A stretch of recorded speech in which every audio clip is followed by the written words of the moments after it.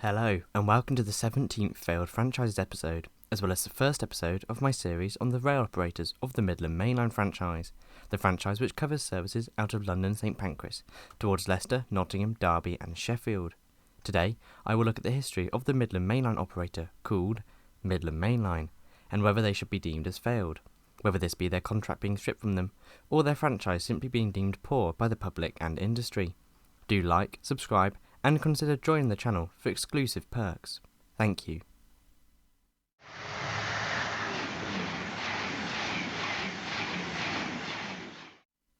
In 1996, the newly created Midland Mainline franchise was awarded to the Midland Mainline Limited Company on a 7-year contract, with an optional 5-year extension depending on results, taking over operations of the Midland Mainline from the British Rail intercity operator during the privatisation of British Rail. Operations began on the 28th of April 1996, and Midland Mainline ran services from London St Pancras along the Midland Mainline towards Leicester, Derby, Nottingham and Sheffield.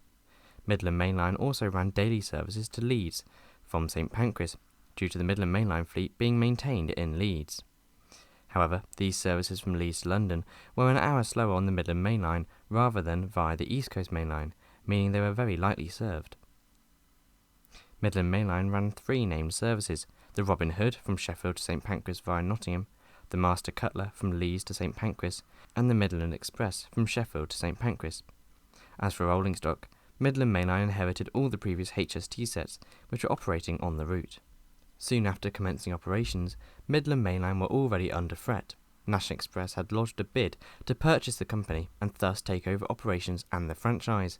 The bid was referred to the Monopolies and Mergers Commission, who suggested that National Express would have a monopoly over travel in the East Midlands, due to their express coach operations, as well as operating neighbouring train company, Central Trains.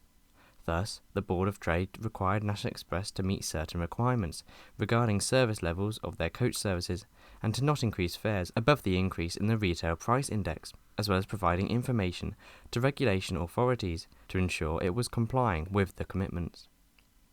National Express agreed to take on board these commitments, and thus took over the operations of the franchise in 1996, keeping the name Midland Mainline and the green and orange colour scheme with the Bambi Deer logo. In July 1996, Midland Mainline announced shuttle bus services would run between Kettering and the former station in Corby, giving Corby a direct rail link for the first time since the 1980s.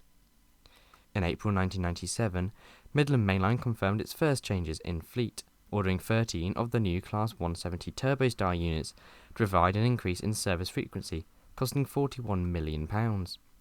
Now Midland Mainline could operate 2 trains an hour to Nottingham, up from 1 train an hour previously, 1 train per hour to Sheffield, and 1 terminating train per hour to Derby, which did not exist prior.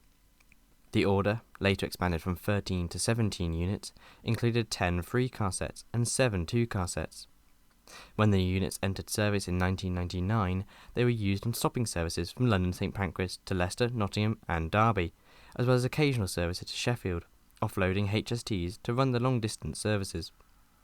The units came at a good time, according to the Midland Mainline's managing director, Richard Brown, who said passenger numbers were up 17% and the service could now rival the M1 motorway.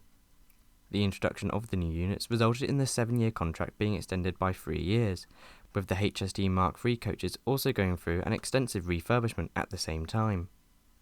The Class 170s also enabled Midland Mainline to run several daily services through from London St Pancras towards Burton-upon-Trent and Barnsley, with new stops at Belper and Meadowhall in 1999. Elsewhere in 1999, an Office of Passenger Rail Franchising (OPRAF) report suggested that many of the UK's 25 rail companies were offering a worse service than they had provided a year ago, despite Deputy Prime Minister John Prescott promising passengers things were going to improve. OPRAF's director, Mike Grant, suggested that current performance was not acceptable. OPRAF created a ranking table for the rail operators and their punctuality, with Midland Mainline ranking in the B tier, putting them in the top 7 train operators in the UK, whilst many languished in the C, D and even E categories, including rivals, GNER and Virgin Trains. For now, Midland Mainline had started privatisation off well. However, this would not last. By the turn of the millennium, the Midland Mainline's infrastructure and safety was becoming a cause for concern. In September 2000, two two-car Class 170s carrying 75 people derailed at Attenborough Junction near Nottingham. Although there were no reported injuries, vandals were to blame for putting debris on the line, with the stretch of track near Attenborough being a frequent target for vandals, with Railtrack being blamed for the incident for not securing the tracks well enough. Elsewhere in 2000, Midland Mainline expanded its network, with Matlock gaining a direct London service for the first time since British Rail, with National Express committing itself to future fleet investments and a new hourly service to Leeds in the future. In February 2002, this promise came true, with Midland Mainline ordering 16 4-car and 7 9-car Class 222 Meridian trains based off the Bombardier Voyager platform, with certain passenger comfort improvements to combat the negativity received by the Voyagers. This came with Midland Mainline having to lease several Mark II carriages and a Class 47 from HSBC Rail and Fragonset for peak time services from Nottingham and Sheffield to London St Pancras due to a shortage of HST sets. Eventually, in October 2002, this leased Mark II set was able to be withdrawn after Midland Mainline gained 5 new HST power cars and 2 full-length Mark III sets from Virgin Cross Country, who retired their sets and replaced them with Voyagers. 2003 saw much change for the Midland Mainline, temporarily at least. From May 2003 to September 2004, Midland Mainline would run hourly services to Manchester Piccadilly at the request of the Strategic Rail Authority, due to upgrades on the West Coast Mainline, not allowing for Virgin West Coast to run direct services from London Euston. Virgin Cross Country HST sets and a First Great Western HST set were used on the new temporary services, nicknamed Project Rio, after the Manchester United centre-back Rio Ferdinand, who moved from London to Manchester, like the new service. The service avoided Derby, taking the Erewash Valley line through to Clay Cross near Chesterfield, before running along the Midland Main Line until Dore Junction, before Sheffield, where it would then join the Hope Valley line to Manchester. The service was a huge success, with Manchester services ceasing after the West Coast Main Line reopened in full in September 2004. Back to 2003 though, and a new report found that Network Rail had wasted over £1.5 billion a year due to inefficiency. For example, tracks in Kidsgrove near Stoke-on-Trent had to be relaid due to it being too far from the platform. This related to the Midland Main Line, however, due to the fact that delays had creeped to double that of the national rate, with 55% of all delays being blamed on Network Rail and its inefficiencies, being forced to cut costs by £2 billion a year. As for Midland Mainline's new fleet of Class 222 Meridians, well, the situation there wasn't much better. Despite the £220 million fleet being ordered and ready by 2004, the Strategic Rail Authority realised the London to Leeds service Midland Mainline were proposing would not be viable, and hence the 7 9-car Class 222s would have no service to run on once delivered, whilst the 4-car sets would replace the Class 170s. However, Midland Mainline would still have to take delivery of the 9-car sets regardless, and thus, on the 31st of May 2004, 222008 was the first Meridian set to be used on the Midland Mainline as a 4-car set. They had routes to be ran on and were all in service by the end of 2004, ending the Class 170's tenure with Midland Mainline. Meanwhile, the 9-car sets were still left in storage. Prior to this, in April, St Pancras Station closed for the final time to undergo huge renovations to welcome new Eurostar services, meaning that the Midland Main Line would no longer use the main train shed in St Pancras, and instead use a relocated site further north. In 2005, the Strategic Rail Authority had finally made up its mind on the 9-car 222s. They would be used on services from London to Nottingham and Sheffield, releasing several HST sets, which made their way onto the Great Western and East Coast main lines.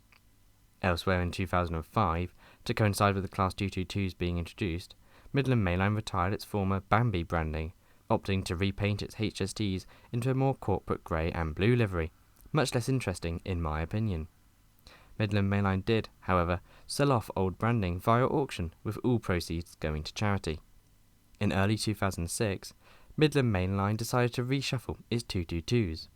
Services using the 9-car trains were far too empty, whilst those with the 4-car units, in contrast, were far too busy. Hence Midland Mainline made the long overdue and sensible decision to reshuffle its carriages to change 7 of the 4-car sets to 5 cars, thus reducing all the 9-car sets to 8 coaches. And that was practically the last major thing Midland Mainline ever did. By September 2006, the Department for Transport confirmed that National Express, Arriva, First Group and Stagecoach had been shortlisted for the new franchise. This new franchise would now include some of the former Central train services, such as those to Lincoln, Liverpool and Norwich in a new East Midlands franchise. As for who won this new franchise, well, in June 2007, it was announced that Stagecoach had been awarded the franchise, with Midland Mainline ceasing to exist on the 11th of November 2007, taken over by the newly named East Midlands Trains. And with that, 11 years of Midland Mainline operations had come to a close. So, should Midland Mainline be classified as a failed franchise? Personally, I don't think so. Although punctuality was not amazing, and they did not roll the 222s into service in a brilliant manner, the fact that Midland Mainline ordered and delivered 2 brand new fleets of trains whilst refurbishing the Mark III coaches suggests they were not bad at all. They brought forward new and innovative services to Burton, Barnsley, Leeds and Scarborough, and helped facilitate passengers on the West Coast Main Line after its closure in Project Rio. But what do you think? Am I being too nice to Midland Mainline, or were they actually a very good operator? Well, let me know in the comments below. Do consider liking, subscribing and join the channel. Special thanks to my Business Zone members Andrew Bowen, Anthony Harris, Connor Grieg, Craig Mitchell 43 and Lewis C 21, as well as my standard class members. You can get your name on this list from as little as £2.99 a month and help me to make my videos. I do appreciate it, thank you. Also, thanks to Devarooney for his donations and membership, as well as everyone that let me use their footage for today's video. I greatly appreciate it. Thanks so much for watching. Check out my Twitter, Discord and Instagram in the links below, and I'll see you soon. Goodbye.